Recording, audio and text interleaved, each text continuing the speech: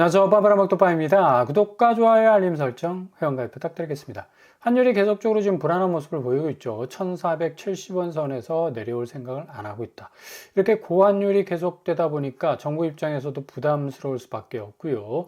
외환수급 안정을 위해서 총력 대응 TF를 가동하고 있는데, 문제는 지금 기업이 특별히 미국으로 진출한 대부분의 기업은 이제 현재의 공장을 좀 신설을 해가지고 투자도 해야 되고 고용도 늘려야 되고 여러 가지 부담들이 있을 겁니다. 그렇기 때문에 그쪽에서 본 수익을 이쪽으로 가져오기보다는 오히려 더 재투자해야 되는 그런 어떤 또 분위기도 이어져 가고 있어서 여러모로 이 수출 수익률이 달러 형태로 국내로 들어오기는 좀 힘들어졌다. 그래서 세제 지원 검토를 해서 환전을 계속적으로 이제 유도하는 그런 어떤 또 분위기도 보이고 있고요. 일단 또 한미 금리 차이가 좀 축소가 되면 FOMC가 이제 12월 11일 날 기준금리 결정을 하게 되죠. 금리 인하가 거의 90% 가능성이 지금 점쳐지고 있는데, 그렇게 되면 이제 한국 기준금리와 미국 기준금리의 간극 사이가 좁혀 들어갈 수 있기 때문에 환율 부담이 조금 줄어들 수 있는 여지는 있습니다. 아무튼 간에 자고 일어나면 1470원 쪽에 이제 오뚜기처럼 딱 서 있으니까 71원까지 또 올라갔었네요. 이 환율 자체가 모든 것을 지배하는 만유인력의 법칙하고 똑같다. 왜? 환율이 거세게 몰아치기 시작하면 물가도 영향받고 또 금리도 영향받고 전반적으로 경제 생태계 전체가 한번 휘둘릴 수밖에 없는 그런 상황이 올 수밖에 없고요. 그리고 가장 체감적으로 와닿는 수입 물가 지수가 높아지기 때문에 이 소비자들 입장에서는 물가 감당이 안 됩니다. 그러니까 환율 오르는 거하고 나하고 무슨 상관인데 이렇게 쉽게 이해할 수는 있겠지만, 집을 산 사람들이라면 주담대 금리는 이제 혼합형 계속적으로 압박을 가해올 겁니다. 그리고 앞으로 또 대출을 받아야 될 사람들도 진입하기는 허걱하는 그런 어떤 생각이 들 수도 있겠고, 그리고 생활물가, 그러니까 가격 단가, 가격표가 바뀌는 거 보면 가슴이 철렁철렁 할 때가 많죠. 그만큼 2% 이상의 물가 상승률을 계속해서 찍고 있는데, 이게 환율이 만유인력의 법칙처럼 모든 것에 다 작용하고 있다는 얘기예요. 그러니까 그만큼 경제 생태계 자체를 굉장히 위협할 수 있는 변동 요인이기 때문에 한국은행에서도 환율 변동성과 집값 추이에 따라서 정책 금리를 제대로 운영할 수 있는 지금 스페이스 공간이 거의 없다라는 얘기입니다. 이 이유는 환율 때문이네. 그렇다는 얘기죠. 그러니까 원화 가치가 상대적으로 달러 가치에 비해서 떨어진다는 얘기인데, 이제 엔화가 상당히 지금 원화 가치에 영향을 많이 주고 있어요. 엔화도 추락하고 있습니다. 그러니까 자국의 통화 가치가 추락하는 바람에 이 원화도 좀 독립적으로 뭔가 원화 가치의 이 확장성을 가지기에는 여전히 좀 힘이 모자라기 때문에 위안화 영향도 받죠. 요즘에 근래 들어서는 엔화 영향을 굉장히 많이 받는 것 같아요. 그래서 둘이 손잡고 그냥 열심히 달려가기는 하는데 위쪽으로 가야 되는데 그냥 계속해서 아래쪽으로 처박히는 그런 어떤 느낌적 느낌을 준다. 그래서 일본도 지금 엔화 문제 때문에 굉장히 골머리를 앓고 있습니다. 그래서 중앙은행 차원에서 기준금리 인상해야 되느냐 마느냐 고민을 하고 있는데, 일단 국채 금리 자체가 계속적으로 높아지니까 일방적으로 기준금리 인하하기도 굉장히 어렵다는 얘기죠. 일본 국채 아무리 찍어내도 다 빠져나가니까 사람들이 별 의미가 없다는 얘기입니다. 비싼 금리만 다 물어주게 생겼으니까 아유 참에 그냥 기준금리 인상 한다고 그냥 분위기만 띄우고 그냥 접어버리자 라는 가능성 높습니다. 19일 날 일본 이 중앙은행에서 결정을 하게 되는데, 우에다 총리가 과연 어떤 결정을 내릴지 한번 지켜볼 대목이고, 자, 이런 상황에서 지금 금융시장은 굉장히 호황을 맞이하고 있죠. 환율 자체가 굉장히 불안정해서 지금 서학개미들은 지금 원화를 달러로 바꿔서 미국 시장에다가 투자를 해야 되는데 1470원 문턱이 너무 높은 거야. 그러니까 지금 대기하고 있습니다. 오히려 지금 코스피 코스닥이 떡상을 하고 있으니까 이쪽으로 그냥 방향을 돌려서 투자를 하는 게 어떠냐라는 그런 분위기가 지금 스멀스멀 일어나고 있죠. 일단은 이런 분위기 때문에 SK 하이닉스 그리고 삼성전자는 뭐 역대급 상한가를 쳤고요. 2025년에만 SK 하이닉스가 200% 넘는 성장률을 보였습니다. 말이 200%지 이거 거의 기네스북에 기록될 정도의 어마무시한 그런 어떤 성장세라고 볼 수가 있어요. 그러니까 사람들이 눈이 확 뒤집어지는 거예요. 그러니까 우리나라 사람들 같은 경우는 어디 필이 딱 꽂혀버리면 그냥 몰빵하는 그런 어떤 이 칼라를 가지고 있어서 이 B2도 영끌 못지않게 어마무시하게 지금 금융시장에서 기승을 부리고 있는데 B2 조심하세요 하셔야 됩니다. 물론 뭐 금융시장에서 투자를 하는 데 있어서 레버리지도 필요합니다, 때론. 근데 이 레버리지가 이 막대기가 딱 부러져 버리면 그냥 완전히 그냥 깡통 찰 수밖에 없는 거예요. 일단 SK 하이닉스 신용거래 융자 잔고 규모가 1조 4,767억에 달하고 있고요. 자, 이걸 보면 담보로 증권사에서 주식 매수 자금 빌려가지고 자기 자본 이상으로 주식을 매수하는 일종의 주식담보대출로 대표적인 B2가 지금 성행하고 있다. 이게 1조가 넘어버린, 이거 어마무시하죠. 신용잔고 추이를 보면 확실히 삼성전자보다는 SK 하이닉스가 월등하게 많다. 왜? 수익률이 좋으니까. 일단 넣기만 하면 그냥 무조건 올라간다. 60만원, 70만원, 80만원. 결국에 100만원도 찍을 거라는 기대 심리가 쫙 깔려 있기 때문에. 근데 이게 단기적으로 주가가 조정이 돼버리면요. 그렇게 빌려온 돈들 다 반대 매매 당합니다. 증권사에서 담보 가치가 떨어지니까 그냥 완전히 강제로 그냥 내가 내 의사에 아무런 상관없이 다 팔아버립니다. 그러니까 이런 황당한 일이 벌어지는데 부동산 시장에서 경매하고 똑같죠. 근데 경매는 그래도 좀 시간을 벌 수가 있잖아. 1년이나 2년이나 어느 정도 집값 추이를 좀 따져보면서 이거 빠져나갈 건지 그냥 눌러 앉을 건지 또 혹여 1, 2, 3 원금이자 갚는데 3번까지는 봐줘요. 근데 3개월 정도의 시간은 벌 수 있어. 근데 이 주식 같은 경우는 하루아침에 그냥 몰살당할 수 있는 이거 어마무시한 이 B2라는 게 그냥 만만히 봐서는 안 된다는 얘기입니다. 그러니까 늘 조심하시라. 자기 자본 가지고 뭔가 가치 확대를 해야지 남의 돈 끌어와 가지고 글쎄요 뭐 적시적소에 자기가 신적 존재하면 뭐 적시적소에 집어넣어. 근데 주식시장은 도통 이게 물음표입니다. 물음표. 어떻게 될지 모른다. 이게 변동성입니다. 변동성. 그렇기 때문에 빚을 거기다가 그냥 완전히 때려박는다는 거는 굉장한 리스크를 경험할 수, 이거 영끌보다 더 위험할 수가 있어요.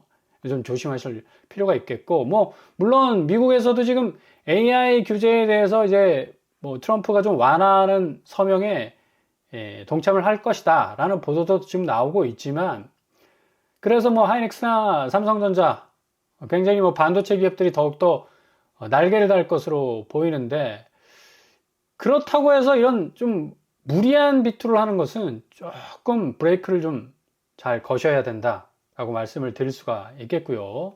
근데 비투하면 이 양반을 따라가는 사람이 없지. 스트래티지. 스트레스가 아니라 스트래티지입니다. 하락장에도 1조 3천억 폭풍 매수해서 이 양반은 거의 그냥 뭐 자기 회사 주식까지 팔아가지고 몰빵하는 양반이니까. 주식 이름에도 스트래티지가 있지 않습니까? 비트코인하고 똑같이 움직이는 그런 주식인데 1억 2천까지 떨어졌을 때는 아마 이 양반 영혼이 빠져나가지 않았을까라는 생각도 들었었을 텐데 1조 3천억 오히려 더 역으로 폭풍 매수를 했던 얘기죠. 1억 3천 정도 비트코인이 가치를 드러내고 있는데 이 양반은 거의 뭐 2억 5천까지 내년 충분히 간다라고 뭐 철석같이 믿고 있으니까 대단한 양반. 간이 배 밖으로 나와도 이만저만 나온 게 아니라 그냥 뭐 거의 1kg, 2kg, 3kg 정도 나온 것 같아요. 그만큼 B2의 거의 뭐 아이콘이다 라고 말을 할 정도. 근데 이 양반은 뭐 자기 자본도 뭐 많으니까 뭐 이해는 할 수 있는데, 아니 자기 자본 1도 없으면서 하이닉스에 몰빵하시는 분들 정말 조심하셔야 됩니다.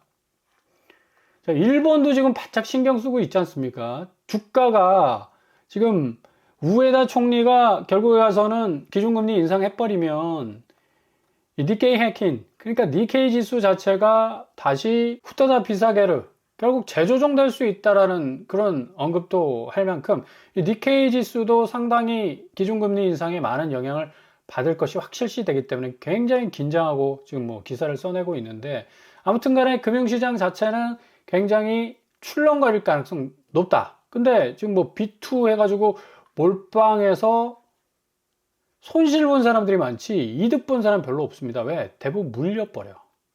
그러니까 요 지점에서 내가 딱 진입했는데 그냥 덜커덕 물려버리는 거라. 계속 가격이 떨어지니까 요 지점에서 이제 팔고 나가야 되는데 기회가 없잖아. 그러니까 하세월 하다가 결국에서는 반대 매매 당하고 내가 빌린 돈 이자 다 갚아내고 그냥 완전 탈탈 털리는 겁니다. 조심하셔야 돼요. 10명 중에 7명이 쪽박 찰 가능성 높아요. 물론 뭐 내 돈 100만 원 투자해서 20% 수익률을 올렸다면 좋죠. 근데 이거 빌린 돈 100만 원까지 더해가지고 수익률 2배로 올리고 싶다. 이 수익률이 제대로 나오면 되는데 이게 마이너스로 딱 떨어져 버리면 이거 고스란히 그냥 누적 수익률 차원에서는 신용거래자가 훅 떨어지지. 비신용거래자보다. 그러니까 자기 돈 가지고 한 사람보다. 초조합니다, 이 양반들은. 왜? 계속 팔고 사고 팔고 사고 해야 되기 때문에. 그러니까 B2나 영끌이 굉장히 사람의 삶의 질을 떨어뜨릴 수 있다. 존버, 아파트야 어느 정도 좀 버틸 수 있는, 제가 아까 말씀드리지 않았습니까? 1년 정도는 시간이 있다고. 근데 요거 이제 부동산도 좀 1년 지나가면 이제 문제가 되겠죠. 근데 주식시장은 손실 버티기가 안 됩니다. 대출 기간이 짧아. 한 3개월밖에 안 됩니다. 또 만약에 손실을 어마무시하게 보고 있으면 강제 처분당할 수 있고. 부동산도 지금 뭐 영끌족 대출이자 지금 6.2%까지 올랐어요. 시중은행에서 농협이 요 퍼센트까지 올렸었는데 지금 국민신한 하나까지도 동참할 수밖에 없죠. 하나의 은행이 이렇게 딱 6.2%까지 끌어올렸는데 자기들도 뭐 손해볼 수 없잖아. 같이 끌어올릴 수밖에 없는 거고. 이렇게 되다 보니까 서울 임의경매가 한 달 새 2배 급증하고 있어요. 한국은행 연구상에서도 가계대출 좀 줄여라. 그리고 그 돈을 기업으로 돌리면 경제성장률 0.2%가 높아진다더라. 이런 분위기 계속 흘리고 있습니다. 결국에서는 한국은행 기준금리 인하 안 하겠다는 얘기예요. 조기 종결한 겁니다. 동결 상황에서 계속적으로 앞으로의 추이를 지켜보겠다라는 스탠스이기 때문에 뭐 이런 식으로 한정된 자본이 비생산 부분, 그러니까 부동산 부분에 너무 집중됐었기 때문에 자본 공급이 당연히 제약될 수밖에 없지 않습니까?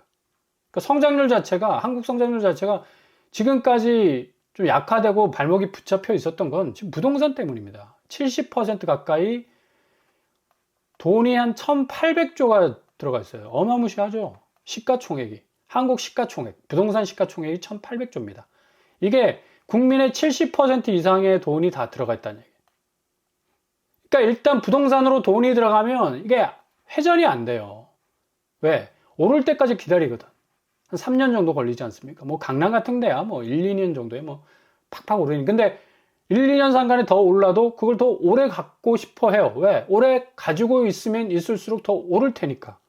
그러니까 1,800조에 해당되는 돈이 그냥 묻혀 있는 겁니다. 당연히 돈이 회전이 안 되니까 경제가 뭐 쑥쑥 자라날 수가 있나. 그러니까 하는 총재도 잠재 성장률 2040년엔 0%대 추락할 수도 있다. 생산성 높은 부분에 자원을 재분배해야 된다. 그런 얘기도 나오고 있고요. 자, 이러다 보니까 사람들이 정말 뭐 영끌은 못하겠고 초기 분양가로 나오는 건 없나 하다 보니까 지금 뭐 무순위 줍줍 어마무시한 것들이 지금 등장하고 있지 않습니까? 강남 로또라고 지금 부르고 있는 최소 10억 원 이상의 시세 차익 기대하면서 계약금도 없이 그냥 일단 덤비는 사람들이 많다는 얘기입니다. 그냥 묻지마 청약이죠.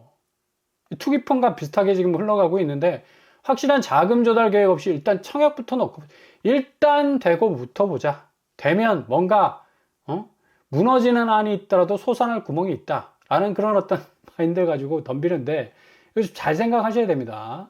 자, 12월 12일 날 DH자이 개포동에서 무슨 입주 하나가 나오죠. 이거 어마무시하죠. 현재 시세가 40억인데 분양가가 15억 정도 합니다. 14억. 이렇게 되면 시세 차익이 딱 당첨되자마자 나오는 게 25억이에요.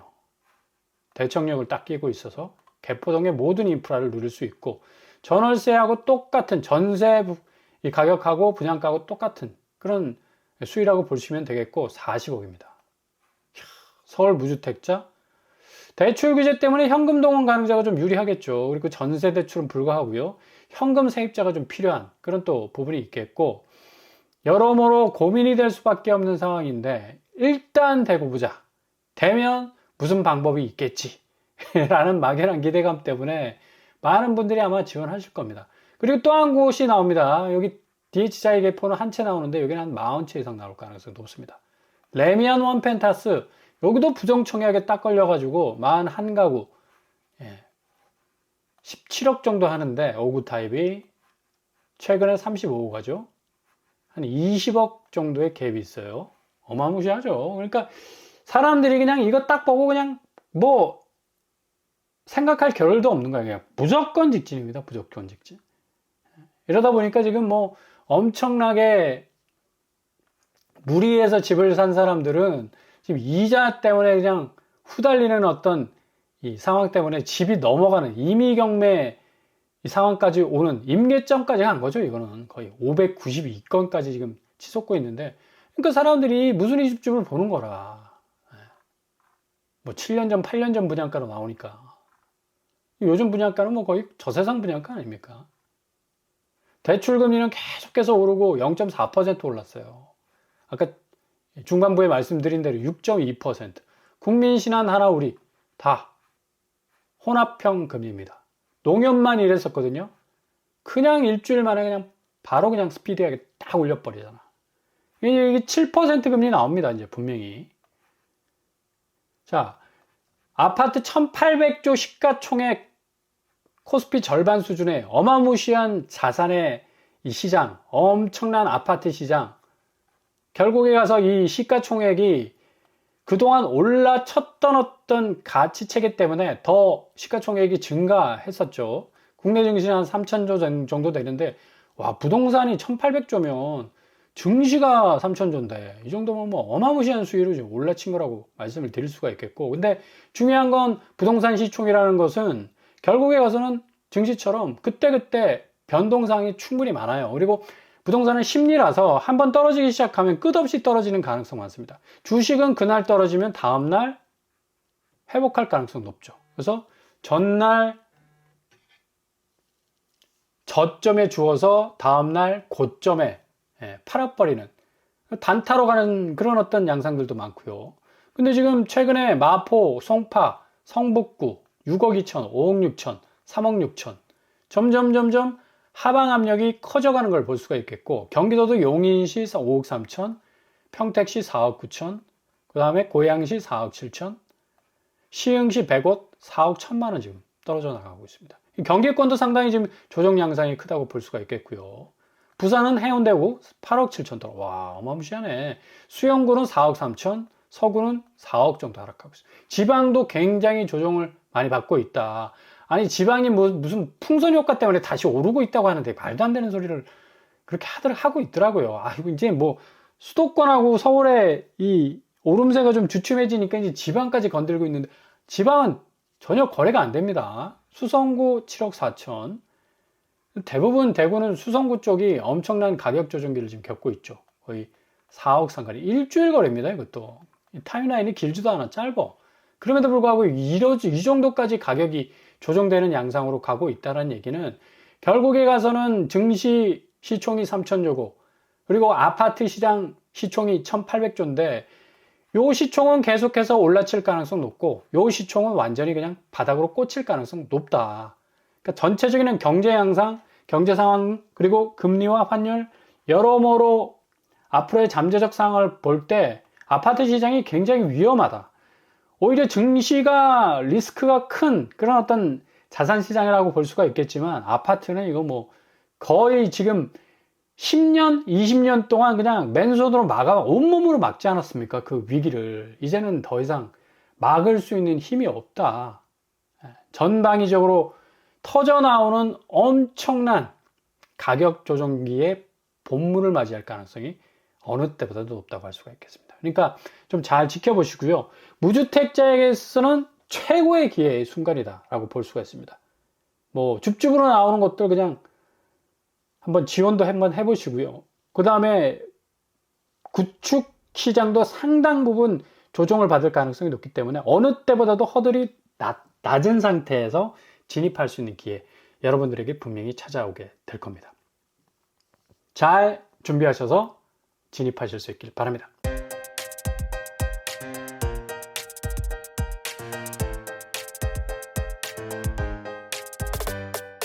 오늘의 부동산 캐릭터처, 금융시장이 정말 비상하게 돌아가고 있죠.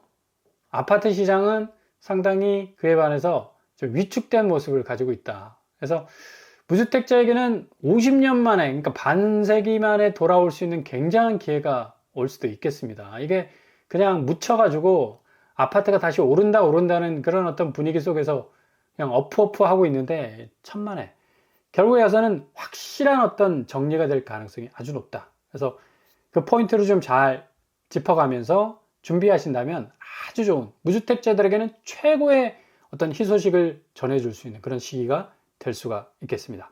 오늘도 응원합니다. 항상 여러분의 길이 꽃길만 되실 수 있길 바랍니다. 오늘 뻔뻔한 목표판 마치겠습니다.